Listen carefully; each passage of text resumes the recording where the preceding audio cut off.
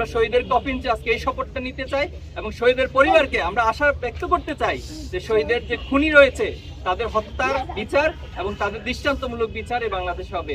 5ই August এই fascist এবং খুনি হাসিনা তাদের পুলিশ বাহিনী তারা আব্দুল্লাহ ভাইয়ের কপালে গুলি করেছিল এবং যে চিত্র আমরা পরবর্তী ছবিতে দেখি যে একটি বিভৎস ছবি আমরা দেখতে পেয়েছি ওনার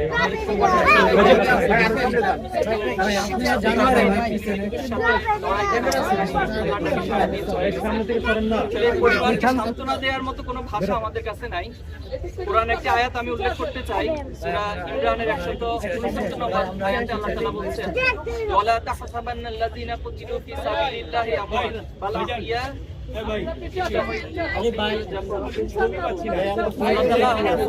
যারা মৃত হয় আল্লাহর রাস্তায়, যারা জীবন দেয় তাদেরকে মৃত বলিও না, বরং তারা জীবিত এবং তারা আল্লাহর কাছ থেকে রিজিক প্রাপ্ত হয়।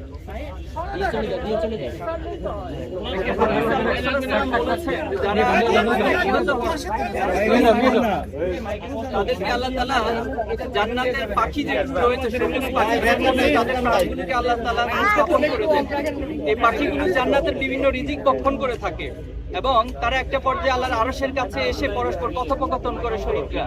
সেখানে তারা পরস্পর যখন বলে যে আমরা যে রিজিক প্রাপ্ত হচ্ছি, আল্লাহর কাছ থেকে যে নিয়ামত পাচ্ছি, জানি না আমাদের পরিবার আমাদেরকে নিয়ে কতটা কষ্ট অনুভব করছে এবং আমাদেরকে নিয়ে কতটা ভাবনায় আছে। তো সে জায়গা থেকে তোমাদের মধ্যে কি কেউ আছো আমাদের পরিবারের কাছে কি এই সান্ত্বনাটা দিবে যে আমরা আল্লাহ তাআলার কাছ থেকে রিজিক প্রাপ্ত হচ্ছি এবং আল্লাহ তাআলার নিয়ামত আমরা এখানে ভক্ষণ করছি। আমরা শহীদ পরিবারের কাছে এতটুকুই বলতে চাই, যারা শহীদ হয়েছে নিঃসন্দেহে তারা আল্লাহর কাছ থেকে রিজিক প্রাপ্ত হবেন এবং শহীদ হিসেবে আপনাদের পরিবারের প্রত্যেকের সদস্যের মর্যাদাকে আল্লাহ তাআলা দুনিয়া এবং আখিরাতে অনেক বেশি মর্যাদা বৃদ্ধি করবেন ইনশাআল্লাহ। এবং আমরা এটা বলতে চাই যে যারা আজকে আবু সাঈদ থেকে শহীদ আব্দুল্লাহ পর্যন্ত যারা শহীদ হয়েছেন, তারা যে চেতনা রেখে গিয়েছেন, তারা যে স্পিরিট রেখে গিয়েছেন এবং এই আন্দোলনের সামগ্রিকভাবে যদি আমরা বিশ্লেষণ করি, শাহাদাতের তামান্নাটা ছিল বড় একটা শক্তি সেখানে। এবং প্রত্যেকটা আন্দোলনের কর্মী সাথী ভাইয়েরা যে আমরা শহীদ হয়ে যাব কিন্তু অন্যায়ের কাছে মাথা নত করব না, এই প্রেরণাটাই আগামী দিনে আমরা নতুন বাংলাদেশের যে স্বপ্ন দেখছি সে বাংলাদেশে আমরা প্রত্যেককে ধারণ করব।